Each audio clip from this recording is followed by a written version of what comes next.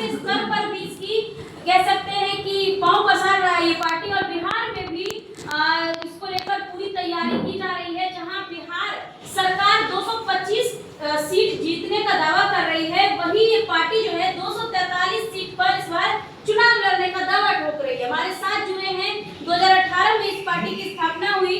Sir, सबसे पहले स्वागत है आपका हमारे चैनल में। धन्यवाद आपका। किस पद पे है इस पार्टी में? बिहार प्रदेश रिपब्लिकन पार्टी का प्रदेश अध्यक्ष हूँ, और तीसरा मोर्चा जो बिहार में आदरणीय बीवी सिंह के नेतृत्व में जो बना है उसका भी एक मैन है।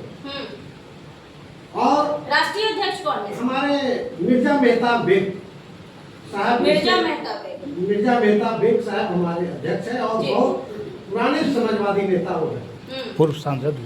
दिल्ली में उनका एक नाम है, देश में उनका नाम है, और बहुत पुराने जननायक कर्पूरी ठाकुर के साथ और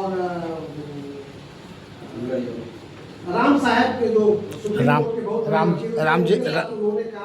राम जेठमलानी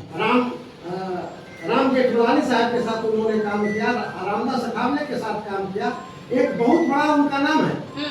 और उन्होंने पार्टी को गठन किया है, और पार्टी का गठन इसलिए किया गया है क्योंकि तत्कालीन जो लोकतंत्र में जो भारत की जो सरकार है जी, और 78 वर्ष का जो शासन करने वाला विपक्ष में अभी बैठा हुआ कांग्रेस जो सरकार है, भारत के आवाम को सामाजिक न्याय नहीं करता। मतलब अभी आप एनडीए और इंडिया गठबंधन दोनों को बोल रहे हैं? जी, दोनों ही काम नहीं कर रहे। जी। उसका कारण है कि 78 वर्ष आजादी का हो गया जी। देश में प्रथम पंडित जवाहरलाल नेहरू ने काका कलेकर आयोग का गठन किया था कि वंचितों को हम न्याय करेंगे, लेकिन वो रिपोर्ट आया, रिपोर्ट को लागू नहीं किया गया, मंडल आयोग बना, मंडल आयोग को लागू नहीं किया गया, और अभी जो नरेंद्र मोदी जी का जो सरकार है उन्होंने बहुत इसको लोकप्रियता से कहे कि बहुत पुरानी हो गई है कमेटी, इसलिए हम जस्टिस रोहिणी समिति का निर्माण करके वंचितों को संख्यानुपात में भागीदारी देंगे। 2017 में इन्होंने निर्माण किया, और अभी तक उसका रिपोर्ट पार्लियामेंट में आ गया, राष्ट्रपति महोदय के पास चला गया, लेकिन सरकार वंचित वर्गों को, यानी जो बिहार में अत्यंत पिछड़ा जाति वर्ग जो है, इसको न्याय देने में नरेंद्र मोदी सरकार और इंडिया गठबंधन के लोग, यानी सत्ता और विपक्ष दोनों विफल है। राष्ट्रीय रिपब्लिकन पार्टी दोनों विफल है, तो आप लोग अपना जगह कैसे बनाइएगा? देखा जाए तो अभी दोनों में खींचतान चल रही है, इस बीच में ये तीसरी पार्टी जो रिपब्लिकन है, ये कैसे जगह? हम बिहार के आवाम को और देश के आवाम को इनकी कार्य को बताना चाह रहे हैं कि देखिए 78 वर्षों से सत्ता और विपक्ष में बैठ के भारत के आवाम को, चाहे वो किसी भी वर्ग को हो, कैसे इन लोगों ने ठगा है। जिस देश के 87 करोड़ लोगों को प्रतिदिन का 20 रुपया आमदनी हो, उस देश के संसद को 2 लाख पेमेंट लेना कहाँ का न्याय है?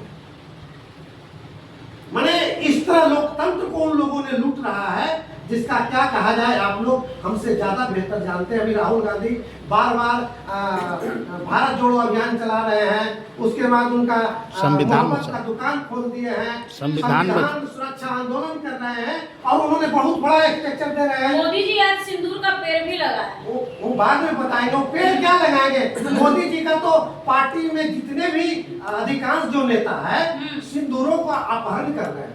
सिंदूर का अपहरण? जी, माँ बेटी बहन, उनके बहुत से मंत्री और बहुत से विधायक हैं जो जिन पर चार्ज लगा हुआ है, और नरेंद्र मोदी और अमित शाह जी आंख बंद करके देख रहे हैं। अभी बिहार में देखिए, हमारा सुशासन बाबू की सरकार में अभी तत्कालीन मुजफ्फरपुर में कितना बड़ा कांड हुआ कि 7 वर्ष के बच्ची के साथ रेप करके उसका गला काट दिया गया, उसका आस्तीन काट दिया गया, पेट को चीर दिया गया। इतनी कार्रवाई हुई है, 2 डॉक्टरों को निलंबित किया गया। ये सब तो चलते रहता है, और ऐसे लोगों को फांसी दे देना चाहिए डॉक्टर को।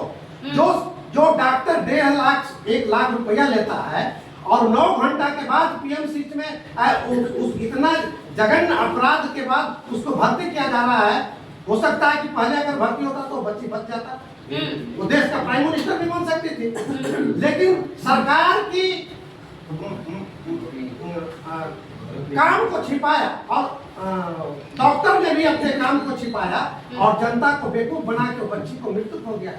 ये एक मामला नहीं है, ये तो ताजा मामला है मुजफ्फरपुर का। मानवाधिकार इस तरह का मामला बिहार में 3 महीना में 1 दर्जन हुआ है। पूर्णिया में भी धानु जाति की बच्ची के साथ बलात्कार के हत्या कर दिया गया। उसके बाद मुजफ्फरपुर में मधुबन ब्लॉक में नाई जाति के बच्ची को बलात्कार करके कुल्हाड़ी से काट दिया गया जी। तो जनता वोट से चोट दे सकती है, आप लोग प्रतिनिधि बन के चोट दे सकते हैं जो नेता वर्ग के लोग हैं। तो क्या आखिर विधानसभा चुनाव को लेकर क्या आप लोग कर रहे हैं तैयारी? विधानसभा के आज हम लोग तैयारी कर रहे हैं 243 सीट पर 243 हाँ 243 सीट पर हम लोग तीसरा मोर्चा का कैंडिडेट लड़ेगी और नया बिहार बनाएगा जो जनता को आज तक भ्रष्टाचार से मुक्त नहीं किया है, वो तीसरा मोर्चा करके दिखाएगा। अभी बिहार में कितने जिलों में आपका संगठन मजबूत हो गया? हमारे तीसरा मोर्चा का करीब 36 जिला में ही संगठन हम लोग को तैयार हो गया है और हर जगह से तैयार और नया हो रहा है और सभी जगह। दूसरे राज्यों में भी चुनाव लड़ती है ये पार्टी जी, क्या कहिएगा मैडम? हमारे राजनीतिक दल का है जी कि हम लोग 243 सीट पर हम लोग अपना अपना कैंडिडेट देंगे मिलकर, और हम लोग जनता के बीच में जा करके जनता के बीच में जा करके उनकी बातों के आवाज को उठाएंगे और